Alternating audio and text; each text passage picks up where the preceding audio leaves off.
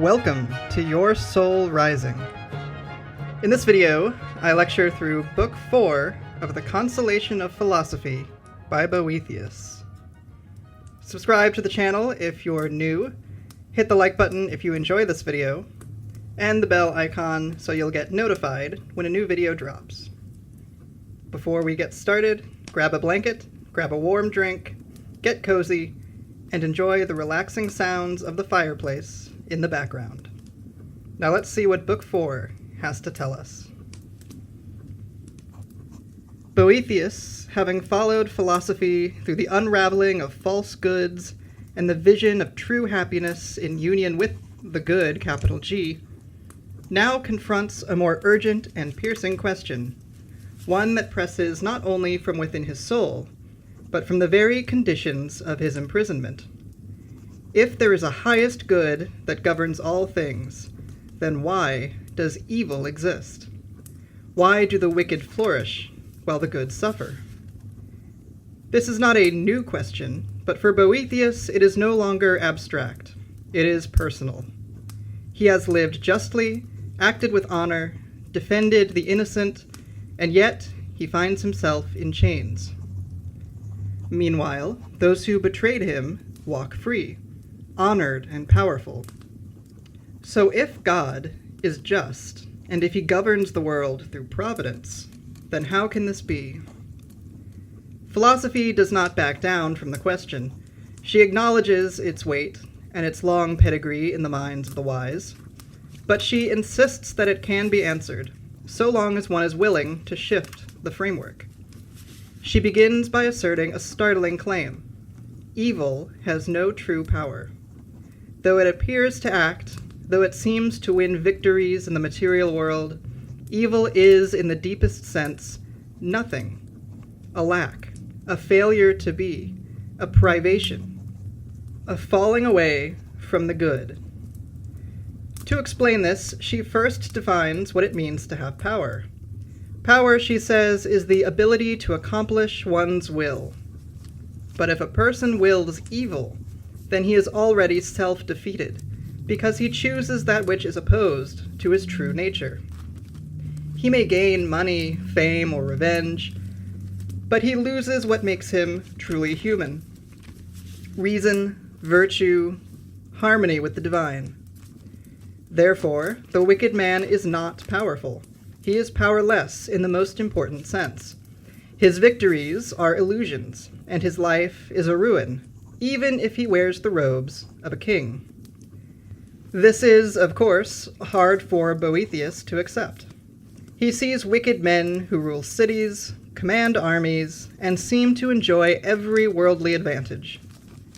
But philosophy shows him that these men, though outwardly great, are inwardly enslaved to lust, fear, greed, the tyranny of their own passions.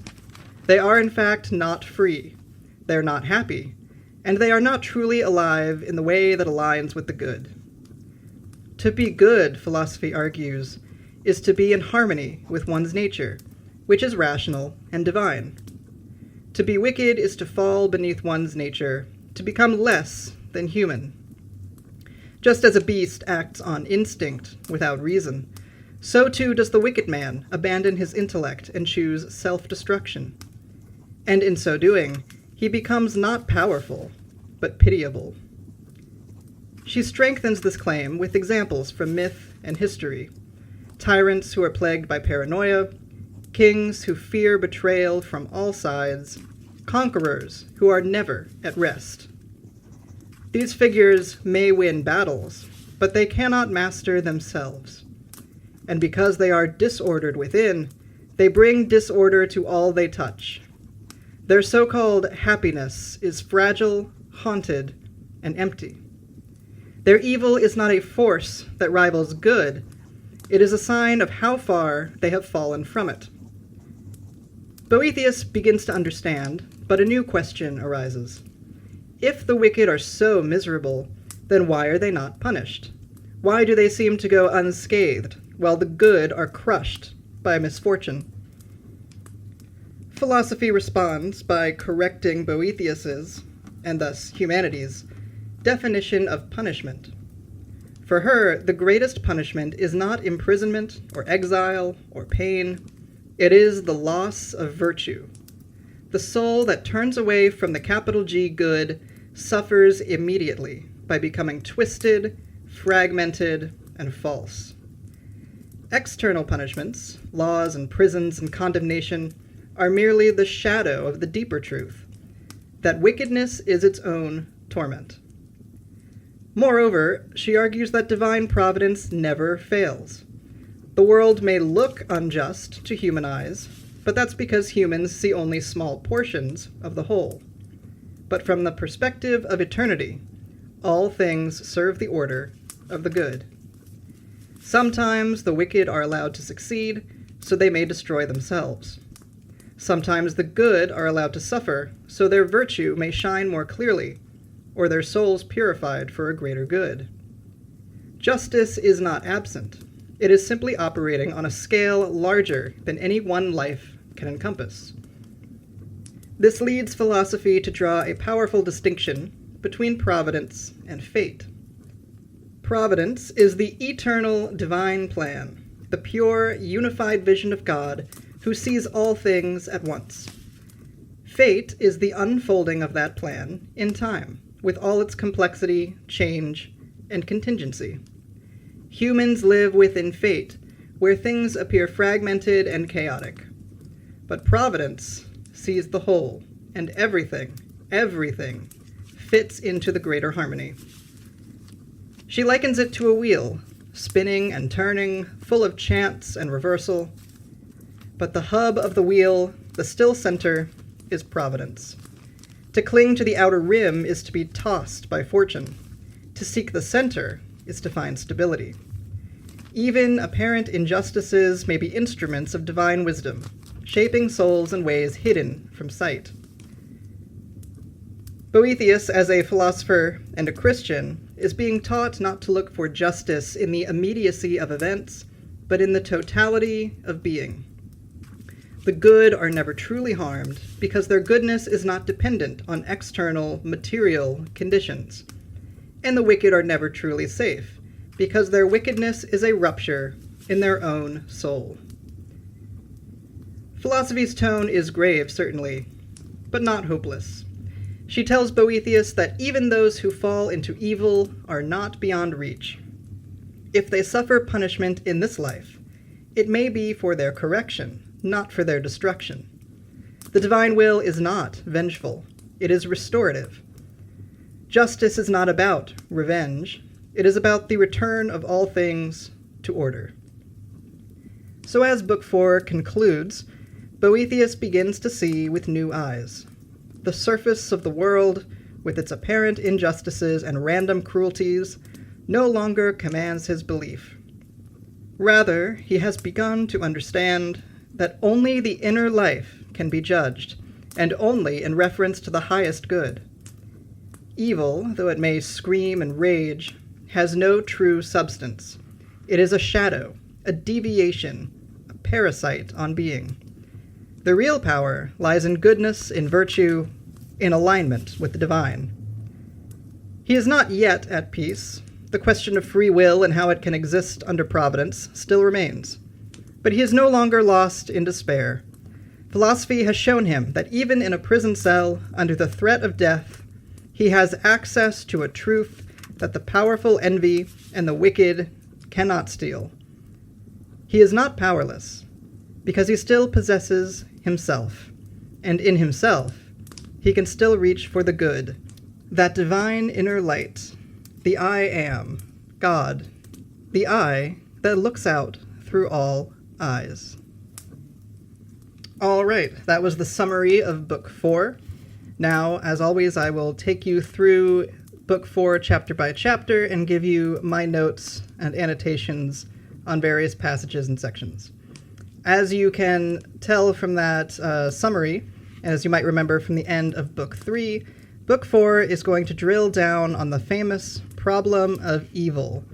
That is, if creation is ordered by an omnipotent and perfectly good creator, how can evil exist?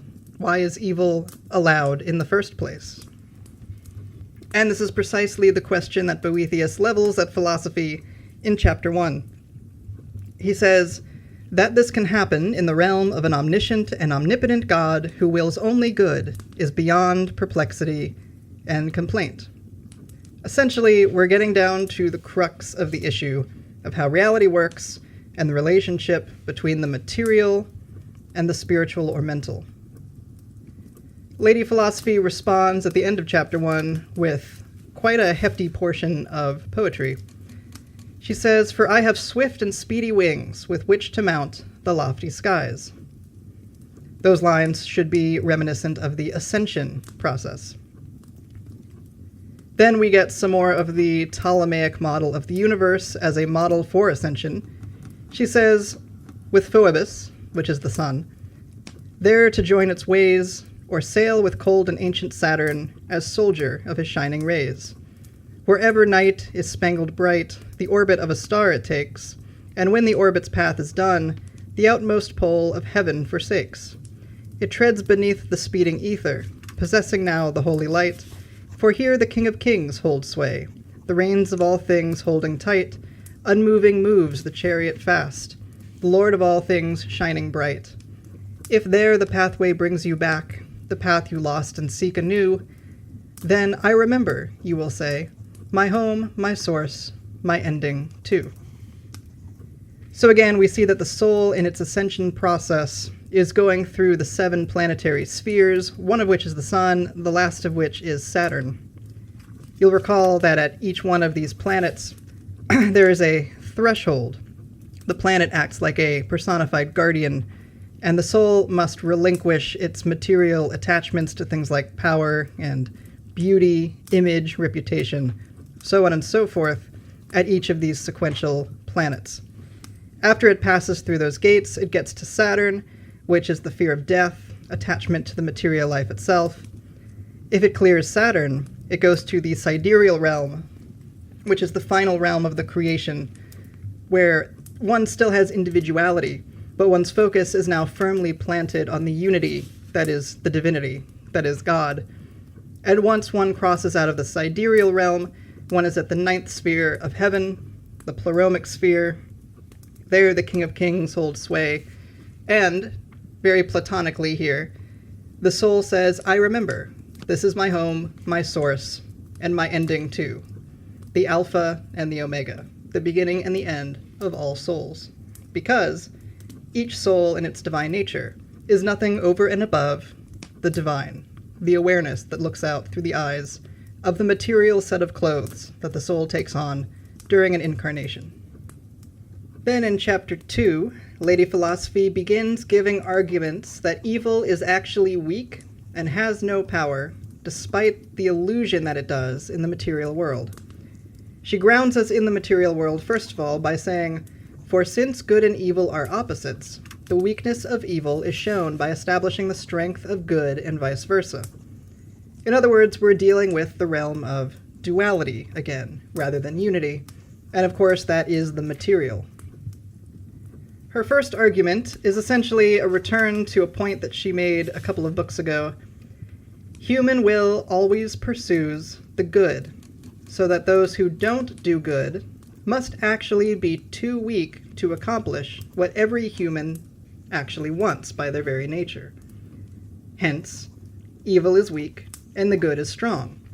In other words, because everybody is seeking the good whether they realize it or not, those who fall into wickedness must simply be incompetent, and those who succeed in achieving the good are much stronger than those who are evil and weak. She says, since then both groups want goodness, and one obtains it and the other doesn't, surely there can be no doubt of the power of the good and the weakness of the bad. This then flows into argument number 2. Just as we all have natural abilities, and some have innate skill and others imitate that innate skill rather than having it, so the good use their virtues, in other words, the natural ability to do good, to pursue the capital G good. By contrast, it is the wicked who use their passions, which are just a cheap, shadowy, illusory imitation of the natural ability to do good, which would be the virtues. Thus, because the wicked rely on imitation of an innate ability to do good, they are weaker than those who are good, who have virtue, who have the innate talent to achieve goodness. She summarizes this point as such: well, the supreme good is the goal of good men and bad alike, and the good seek it by means of a natural activity, the exercise of their virtues, while the bad strive to acquire the very same thing by means of their various desires, which isn't a natural method of obtaining the good. Or don't you agree? Then we move into argument 3. Good is the absolute highest possible goal. So, one who achieves it, that is, someone who is good, must be supremely powerful, because they've achieved the highest, most supreme goal. By contrast, one who fails to do so must be the supremely weakest of the losers. Therefore, good is stronger than evil. She says, if a man, by walking, could reach a point beyond which there was nowhere for him to go, you would consider him the champion at walking. In the same way, you must judge the man who achieves the goal of all endeavor, beyond which there is nothing, to be supreme in power. The opposite of this is also true. Those who do not gain it are obviously lacking in all power. Then we get the fourth argument, which is a very Platonic and Gnostic one. It says essentially that wicked men are either ignorant of their true nature, that would be the divine or the supreme good, in which case these wicked men are certainly weak through their ignorance, or they know their true nature, but they willingly deny it, and there is no greater insanity than to do this. In other words, they would be like Mephistopheles, condemning existence itself, because God, of course, is being with a capital B, transcendent of even the concept of existence. So to deny the soul's true nature as a divine spark of God is to deny existence and being itself. I can't think of anything more insane than that, neither can Lady Philosophy. Again here, we see evil framed not as something that exists as a substance or something in and of itself, but rather a privation of the good. Evil does not actually exist. It is just a shadow or an illusion or an insanity that a soul may take on self-imposed, and that the lifetime is supposed to correct. This then goes immediately into argument number 5. The power of wicked men is a shadow or imitation of the power of the good that they are too weak to wield. She says, for they would not have the power to do the evil they can if they could have retained the power of doing good. This power only makes it more clear that they can do nothing. For if, as we concluded a short time ago, evil is nothing, it is clear that since they can only do evil, the wicked can do nothing. There is nothing with greater power than the supreme good, but supreme goodness cannot do evil. Since a power that can only do good is omnipotent, while human beings who can also do evil are not, these same human beings who can do evil are less powerful. In addition to this, we have shown that all forms of power are to be included among those things worth pursuing, and that all these worthwhile objects of pursuit are related to the good as to a kind of supreme exemplar of their nature. Now, the ability to commit a crime cannot be a form of goodness, and is therefore not worth pursuing. But all forms of power are worth seeking after, so that it is obvious that the ability to do evil is not a form of power. So again, evil is not a real or legitimate source of power. It's not even something that exists. It's a shadow or imitation, illusion, privation.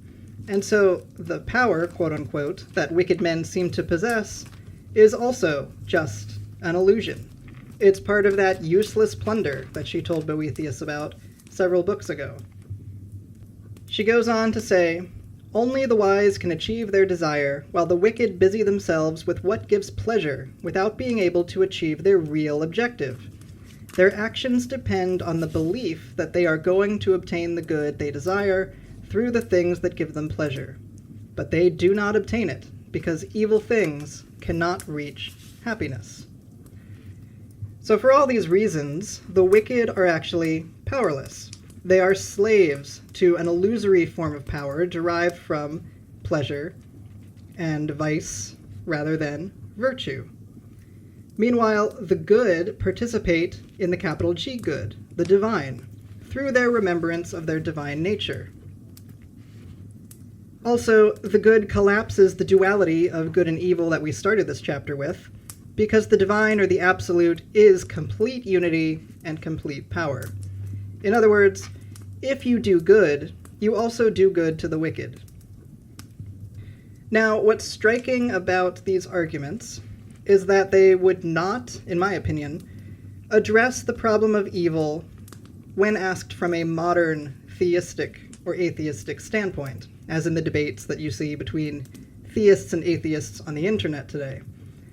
What's striking here is that these arguments only work if consciousness is fundamental, if the mental or spiritual status is anterior and superior to the external or the material.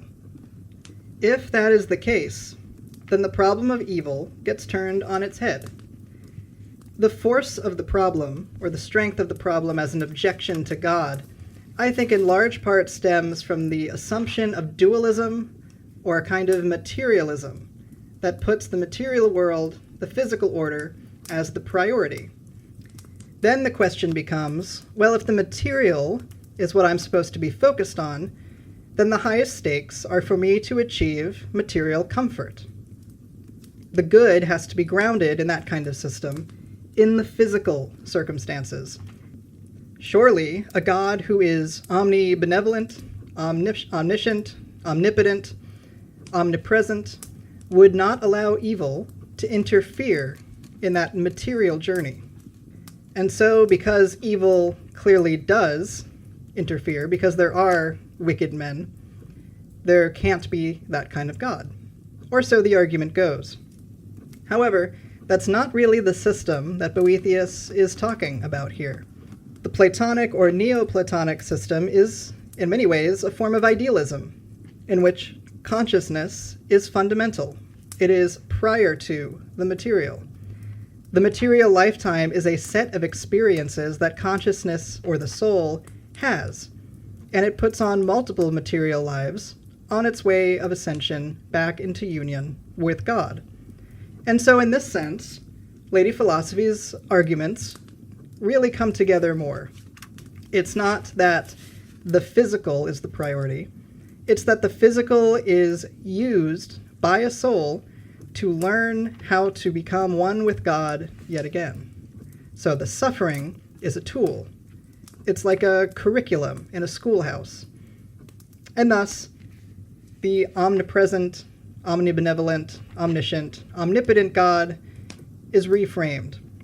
He doesn't allow evil to deprive souls of their material happiness. Their material happiness really isn't the point. Rather, he allows these souls to self-impose the conditions of duality, the conditions of good and evil, such that they can use that duality as catalyst to return to the condition of unity that is their true divine nature. In that sense, the condition of the amnesia, the condition of the illusion, is its own cure. And thus even the worst evils actually serve the purpose of the good. The soul, through its free will, is allowed to do wickedness, but the end game is always that the soul will eventually return back, and that wickedness will be a mirror of the soul's current low quality of consciousness that will help teach it how to raise that quality of consciousness. Lady Philosophy will argue these points further as we go along, but I wanted to set the stage here and now. As we begin chapter 3, she says the wickedness of others can never wrest their individual glory from the good. If it was a borrowed glory that we prided ourselves upon, other people, including the very one who conferred it on us, could take it away. But since the glory is conferred on each one by his own goodness, he will only lose his reward when he stops being good. So again, the point of all this is that it's not a question of material circumstance or material goodness, but rather it's a question about the level of the quality of the consciousness of the soul in question. That quality of consciousness is the reward or the punishment that one gets, depending on one's own level of goodness or wickedness. In a sense, God does not need to judge these sparks of himself, because he created a system that is the teacher, that does assign its own grades to itself. It's a pretty ingenious mechanism when you think about it. If the goal is to send out these sparks, let them experience individuality, including free will, which gives them the opportunity to deny their nature and self-impose separation, but then give them the tools to come back, to return to the unity with all of those experiences, such that the divine will have known himself by experiencing that which he is not. In other words, the unity, the infinite, will experience himself as finite, and thereby know his infinite potential and creativity. To drive this home, she says a bit further down, "Goodness is happiness, and therefore it is obvious that all good men obtain happiness in virtue of their being good. But we agree that those who attain happiness are divine. The reward of the good, then, a reward that can never be decreased, that no one's power can diminish, and no one's wickedness darken, is to become God's." In other words, ascension is the story of the divinization of man, which, by the way, is the idea of theosis in Eastern Christianity, for example. The idea is that the individual, the human person or hypostasis, is able to, in the Christian system through grace, in the Platonic system through remembrance, achieve union with God and thus become, in some sense, deified. The Platonic system would say that this happens in essence because the soul was never anything over and above God himself. The Christian system would still keep that creator-creation distinction, so we're not really dealing with the same referent here. However, there's significant overlap, so it is possible to synthesize the two ideas to pick out more of an archetypal story that we might just call ascension. It's this universal idea that we find across time, across geography, and across philosophies and religions, that humanity has fallen into a state of finitude and duality, but strives to return to the infinite source, the unity from which we came. Lady Philosophy goes on to say, "All that exists is in a state of unity, and that goodness itself is unity, from which it follows that we must see everything that exists as good. This means that anything which turns away from goodness ceases to exist, and thus that the wicked cease to be what they once were. That they used to be human is shown by the human appearance of their body, which still remains. So it was by falling into wickedness that they also lost their human nature. Now, since only goodness can raise a man above the level of humankind, it follows that it is proper that wickedness thrusts down to a level below mankind those whom it has dethroned from the condition of being human." So the point here is that the actual human nature, kind of the collective status of humanity, is supposed to be deified. We fell from that deified nature, that nature that is, by definition, connected to God, connected to the One, and thus entered the realm of duality. And because that is human nature, the wicked cease to be human in a sense when they deny their nature, or even when they're ignorant of it. And she explicitly says, "The result is that you cannot think of anyone as human whom you see transformed by wickedness." And then further down, "So what happens is that when a man abandons goodness and ceases to be human, being unable to rise to a divine condition, he sinks to the level of being an animal." Now, I think that's a bit hard on animals, actually, After all, we presume most of them don't have metaconsciousness, and thus they don't have the sense of self that we do required for the kind of free will that we do, but that's perhaps deeper and more complicated than the point being made here. That point is, again, that the punishment of evil is, in a sense, the loss of the human nature due to the separation from God that the soul has imposed on itself and self-induced. It's an experiential separation, certainly, but the wicked has essentially cut themselves off from the divine and thus removed themselves from the true human nature, the ideal human collective that is itself a unity in communion with God. She develops this point further as we get into chapter 4, saying that the wicked are less happy if they achieve their desires than if they are unable to do what they want. For if desiring something wicked brings misery, greater misery is brought by having had the power to do it, without which the unhappy desire would go unfulfilled. So, since each stage has its own degree of misery, if you see people with the desire to do something wicked, the power to do it, and the achievement, they must necessarily suffer a triple degree of misfortune. So once again, the grading system of this school of material life in which souls have enrolled themselves is built into the system itself. The success of wickedness is its own punishment. It's its own failing grade. Lady Philosophy goes so far as to say, "If death did not at last end their evil, I would count them the unhappiest of men. For obviously, if our conclusions about the misfortune of wickedness are true, any misery which is agreed to be everlasting is infinite." So, in a sense, death actually rescues the wicked man from the suffering of his current lifetime. This is definitely demonstrating that we're not dealing with the materialist or simply dualistic ontology here, because for those systems, death is the final end. It's a big deal. But in a system that has reincarnation, like the Platonic system, death is a pause, a chance to reflect on the current status of quality of consciousness, knowing that one is going to come back and take another grade. Because you have to remember that the point of the Platonic system is metempsychosis.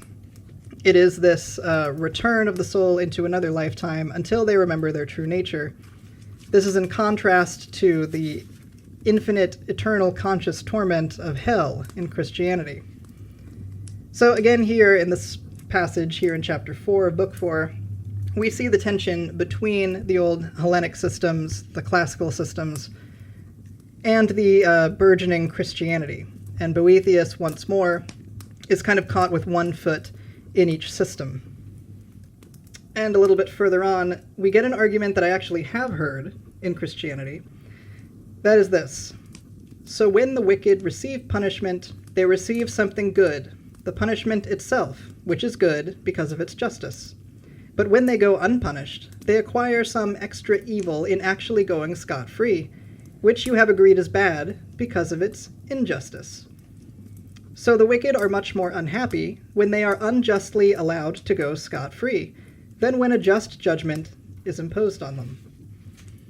So in other words, since all men pursue the good, and that the good is happiness, the wicked actually are happy when justice eventually catches up to them.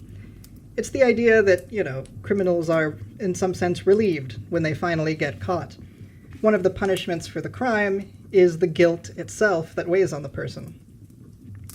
We get another interesting tension between the Platonic system and Christianity when Boethius asks, "It is the logical outcome of our previous conclusion, but I ask you, don't you leave any punishment of the soul until after the death of the body?" Lady Philosophy doesn't really give an answer here, at least not a specific one. She says, "There is indeed great punishment then, sometimes exacted with penal severity, sometimes, I think, with purifying mercy. But it is not my intention to discuss it now." As I said before, the conditions and processes at work in the afterlife differ between a system that is based in reincarnation, that is metempsychosis of Platonism, and the hell or the heaven of Christianity. So we see that Boethius is perhaps trying to ride the line here and not get into specifics that would commit him to one system or the other. With that, Lady Philosophy essentially says, those are the arguments. Boethius counters by saying, well, when I consider your arguments, I think nothing more true could be spoken. But when I turn to the opinions of ordinary men, few would even grant you a hearing, let alone believe you. Now, this is, of course, in philosophical debate, fallacious. It's the appeal to the masses. But Lady Philosophy simply says, their eyes are used to the dark, and they cannot raise them to the shining light of truth. In other words, it's the state of mind or quality of consciousness that again trumps the material status, but those who are locked in the illusion don't see that. They're still putting the material as anterior and superior to consciousness, when in reality it's the opposite way around. So of course, to someone who is still focused mostly on their material circumstances and comforts, all of the things that Boethius used to care about, the loss of which he lamented at the start of this book, someone like that is not going to see that evil serves the good because it helps in the ascension of consciousness back to the divine source, which is the main point of existence. She then goes on to make an argument that's a very Christian one about why we should love our enemies.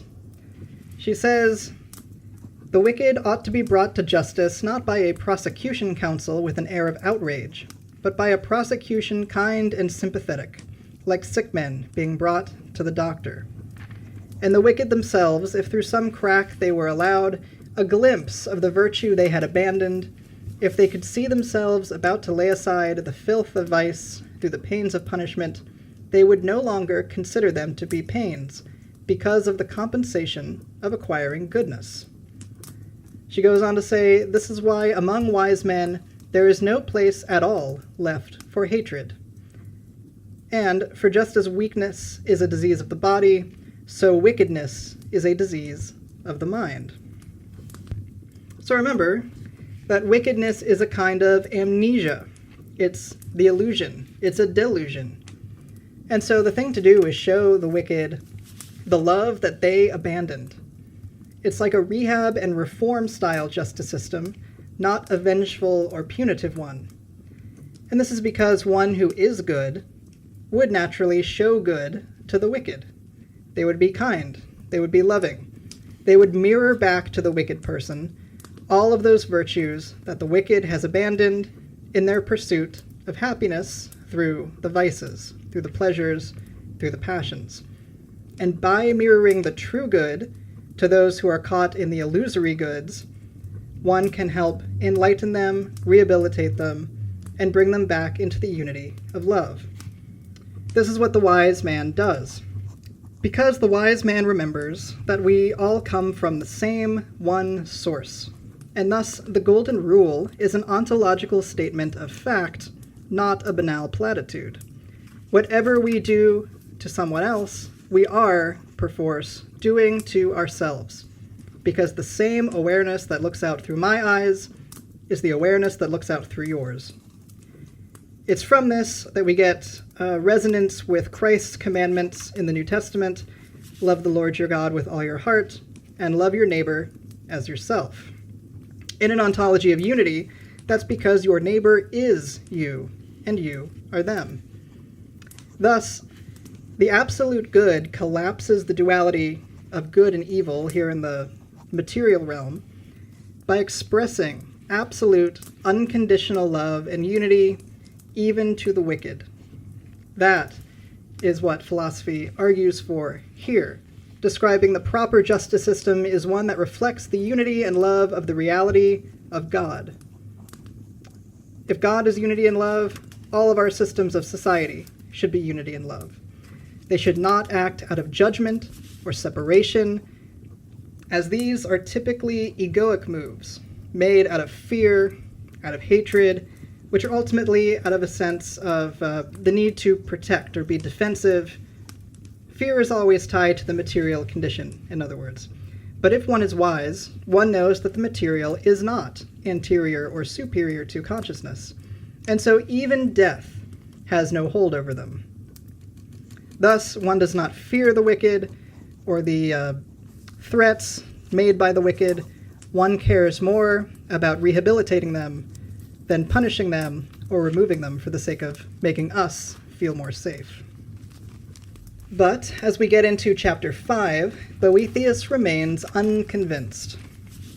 He says, "Why this is all turned upside down, why good men are oppressed by punishments reserved for crime, and bad men can snatch the rewards that belong to virtue, surprises me very much, and I would like to know from you the reason for this very unjust confusion.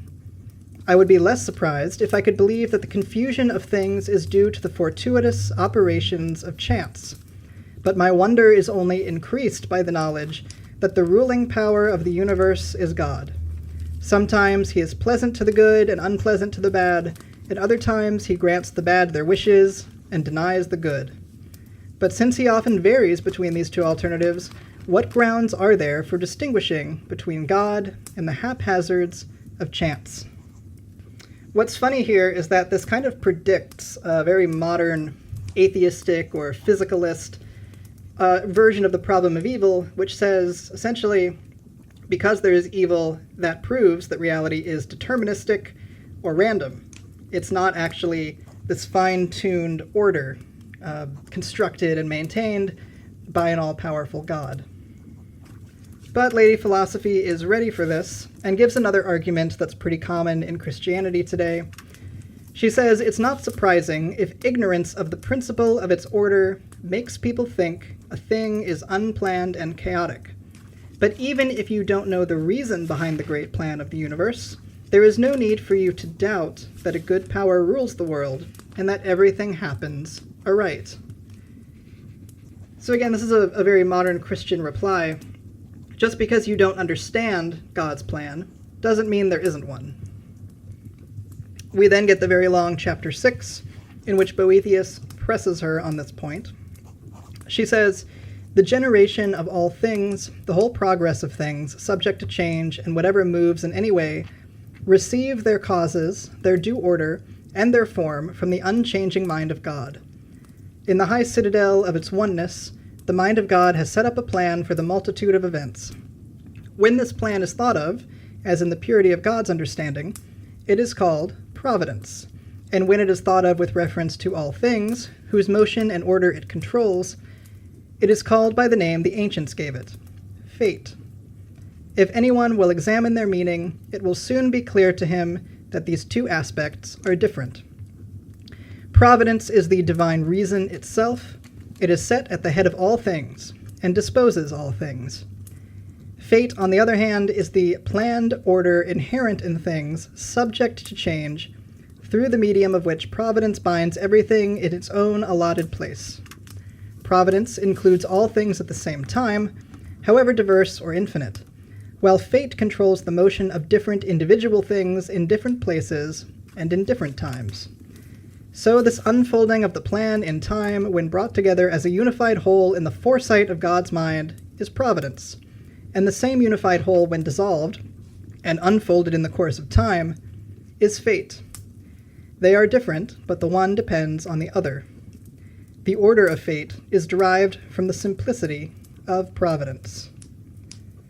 So here we see that distinction between providence and fate that I mentioned in the summary. This is grounded in the classic creator-creation distinction. That is, God is atemporal, eternal, transcendent, unchanging, and one.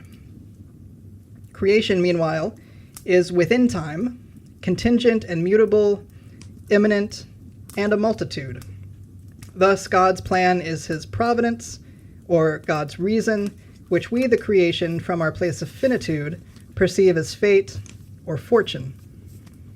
Now, for the Platonic system, we can again look at the Ptolemaic model of the universe and things like astrology to see that because everything is connected, because creation is this one system altogether, that fate and fortune were tied to signs in the heavens with the planets, with the stars, etc.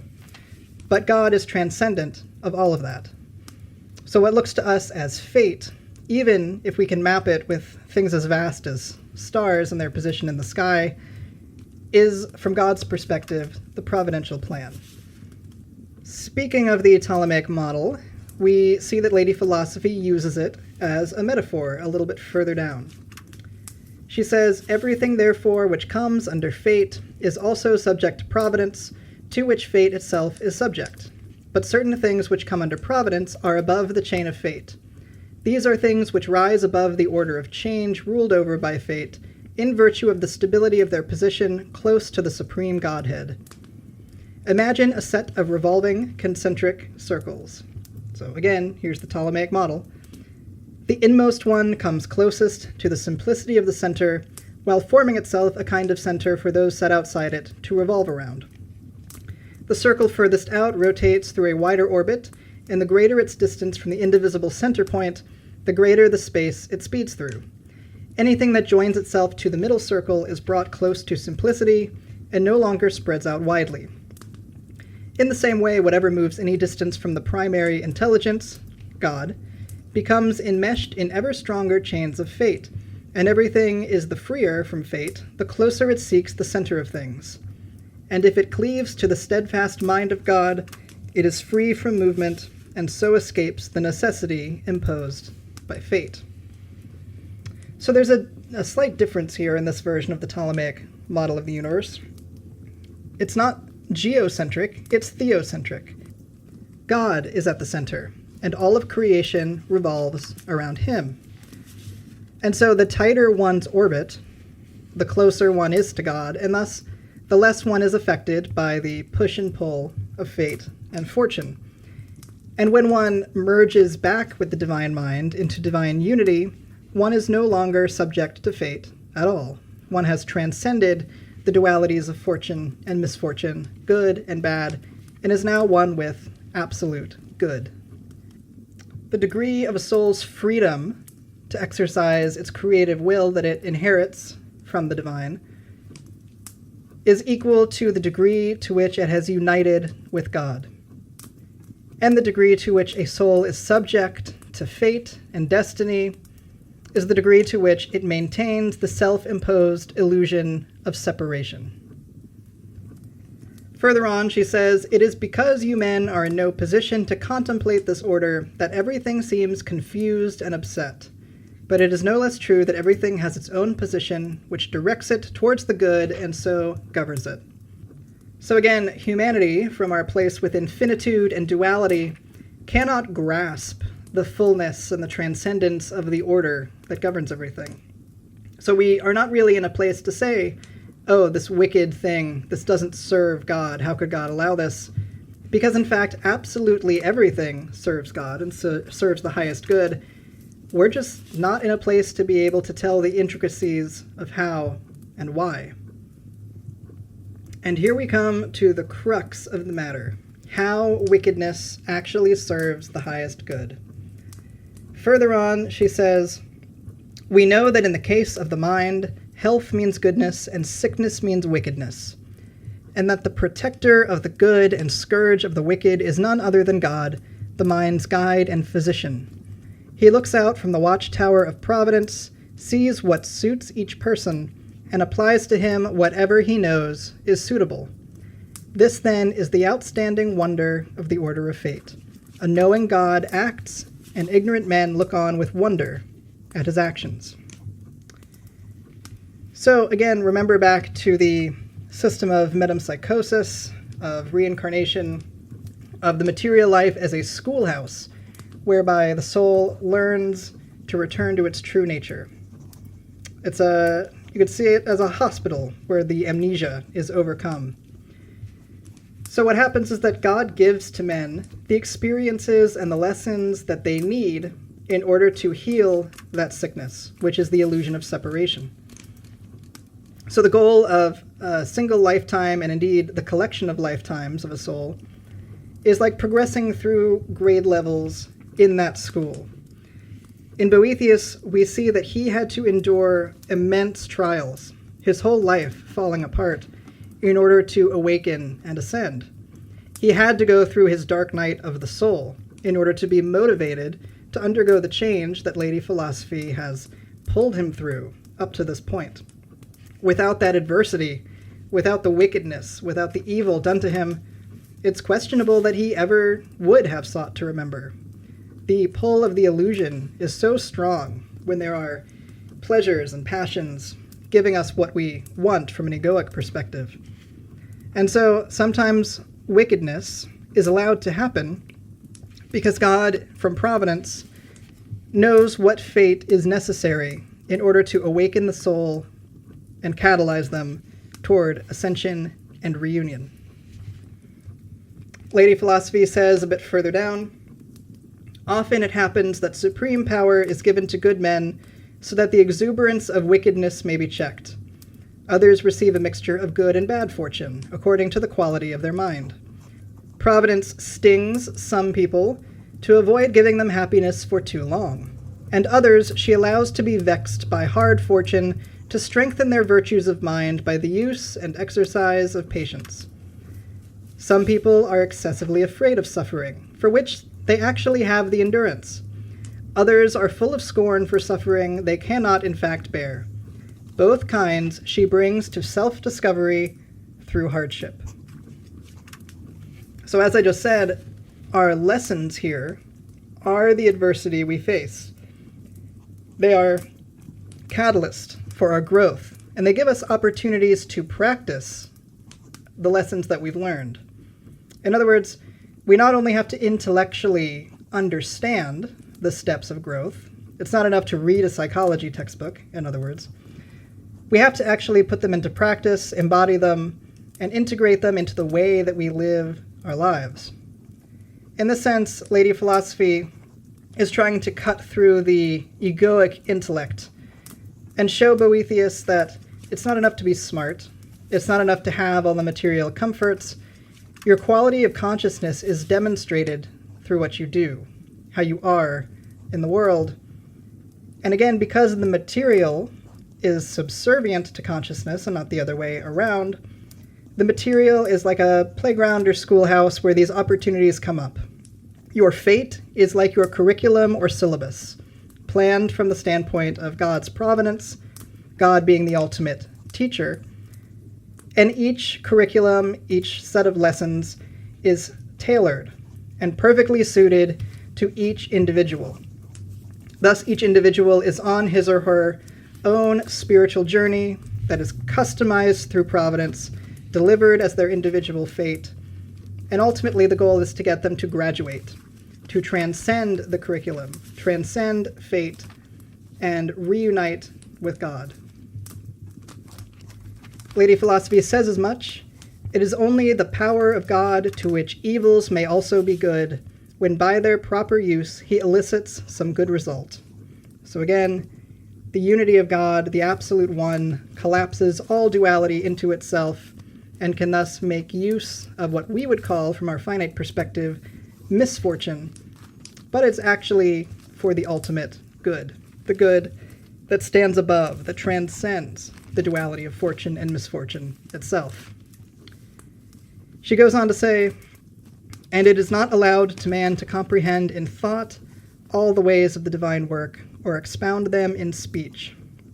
Let it be enough that we have seen that God, the author of all natures, orders all things and directs them toward goodness.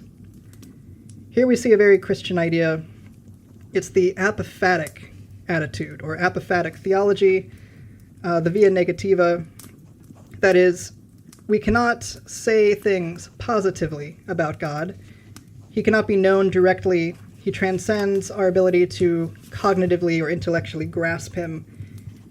All we can do is approach a knowledge of God by saying what he is not.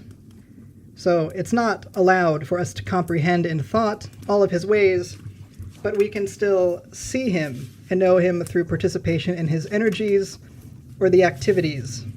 That is, that creation itself is an expression or a language or a word of God, a revelation.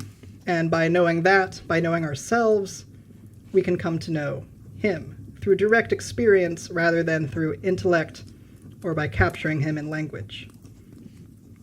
In the poem that concludes the chapter, she says, If you desire to see and understand in purity of mind the laws of God, your sight must on the highest point of heaven rest, where through the lawful covenant of things the wandering stars preserve their ancient peace. So if you remember back to when she told us about that myth of Orpheus and Eurydice, the point of which was, as you are ascending out of the underworld, do not look back. Instead, focus on the highest point, on the divine light at the end of the tunnel, the light ahead. So too, does she essentially tell us here, if you want to know God, don't get fixated on evil, or the problem of evil, from a materialistic or dualistic standpoint.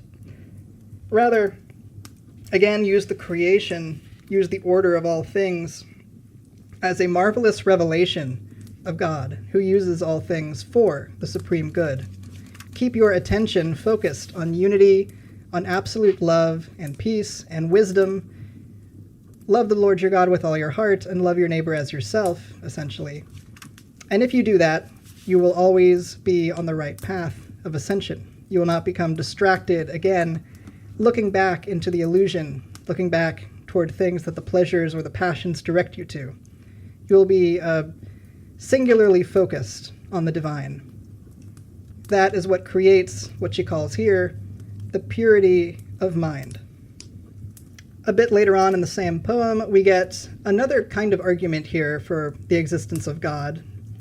She says, "Meanwhile there sits on high the Lord of things, who rules and guides the reins of all that's made, their king and lord, their fount and origin, their law and judge of what is right and due. All things that he with motion stirs to go, he holds, and when they wander brings them back. Unless he call them home to their true path, and force them back their orbits to perfect, those things which stable order now protects, divorced from their true source, would fall apart. And then no other way can they expect to last, unless with love, for love repaid they turn, and seek again the cause that gave them birth." In this poem, she also gives a lot of examples of dualities and rhythms in nature. And essentially, these are given to us as proof or examples of the order. In other words, nature is not run by chance or randomness. The duality is part of the created order. It is an order in and of itself, and it serves the highest good. But one has to learn how to use it to serve the highest good. And of course, that is to use it as catalyst to help us ascend back to God, back to the One, back to our source, the cause that gave us all birth. As we begin chapter 7, she summarizes all of that by saying, "Do you now see what is the consequence of all that we have said? All fortune is certainly good. All fortune, whether pleasant or adverse, is meant either to reward or discipline the good, or to punish or correct the bad. We agree, therefore, on the justice or usefulness of fortune, and so all fortune is good." So again, a lifetime in the material experience of duality is school for the soul, and graduation is the remembrance of the divine nature when one achieves union with God. So all fortune is in service to this goal, and therefore all fortune is good. Later on, she says, "So a wise man ought no more to take it ill when he clashes with fortune than a brave man ought to be upset by the sound of battle. For both of them, their very distress is an opportunity, for the one to gain glory and the other to strengthen his wisdom." Then, a few lines down, "Hold to the middle way with unshakable strength." So here we again get the repetition of the themes, that we are to use fortune and fate as tools for soul growth, as opportunities to practice that growth, and then we're to hold the middle ground with unshakable strength, that is, collapsing duality back into unity. And as I said a few lectures ago, one of my favorite images for that middle way is Christ crucified between the two thieves, one of which was a righteous man, the other was unrighteous. Jesus affirms the righteous man's goodness, but he loves both thieves unconditionally. So taking the middle way is to collapse duality into the unity of unconditional love and union, but that also doesn't mean you lose your discernment for what is right and what is wrong. You can still see the duality, but the point is that you love unconditionally both poles of the duality. Your desire to express that unconditional love exceeds your desire for one end of any duality to win or conquer the other. To end the chapter, and also Book 4 as a whole, we get another long poem that focuses on famous heroes of antiquity. In other words, we get kind of the hero's journey, the archetypal battle of the soul against adversity and coming out the other side of that adversity with greater virtue. Those experiences both increased the wisdom of the hero in question and also gave them a chance to demonstrate or practice their greatness. So the hero's journey resonates with us so strongly, in other words, because it is the soul's job in the material lifetime to face adversity and to use that adversity to grow in virtue. In other words, to choose the good over the bad, and then go a step further and collapse that duality itself into the good with a capital G, the absolute unity of the divine. And so we can again use the Ptolemaic model of the universe. We'll go back to the geocentric version this time, which is the psychological map, starting with the ego as the earth, all the way through the planetary spheres, all the way to the ninth sphere of union with God. Remember that each of the planets in that model is a guardian. They test the soul. They are, in a sense, adversaries or opponents. And so the Ptolemaic ascension model is very much like the hero's journey through the lifetime. The soul is the hero. They are tested repeatedly by different kinds of opponents. And after clearing each of the thresholds or gateways represented by the planetary guardians, the soul has gotten closer to God. It has relinquished its vices, its passions, the illusions, and instead has grown in wisdom and power, and has demonstrated that wisdom and power through the experiences of the lifetime. In that sense, we should all strive to be heroes in our lives, facing adversity with boldness, responsibility, and always asking the question, what is this trying to teach me? Instead of thinking like a victim of fate or chance, think instead, I am a spark of the divine, having the experience of separation for my own growth. How does this adversity give me an opportunity to demonstrate my ability to collapse dualities, to express unconditional love, and to emanate wisdom to those around me? How does this experience of separation actually teach me that I am inherently part of a divine unity? How can I learn from that which I am not more about what I truly am? And as you'll find in life, and as Lady Philosophy already said, the adversities that we face quite often seem tailored to us. Whatever our weaknesses, whatever our areas of current separation or self-imposed illusion, well, the adversities that come our way tend to point to those weak spots so that we can integrate those shadows and address those illusions directly. It's worth repeating that somebody who is a materialist or a physicalist, and again takes the physical order to be fundamental and consciousness to either be secondary or nothing over and above the physical, and thus, in some sense, illusory, would view all of this as totally insane and totally useless. So too, I think, in the dualism of kind of modern theism. This doesn't really solve the problem of evil, and hence the debate between theists and atheists rages on, because neither of those systems really understands the purpose of evil in the grand order. For that, I think a kind of monism, like what Boethius is articulating here, provides a potential solution. That is, that the material life, the earth life, is a school for souls. It gives them opportunities to grow closer to the reunion with God, to practice that, and when presented with adversity, to increase their unity rather than the illusion of separation. So, thank you so much for watching. I hope you'll join me next time when we finish The Consolation of Philosophy by Boethius with Book 5. Subscribe to the channel if you haven't already, and I will see you in the next one. Bye-bye.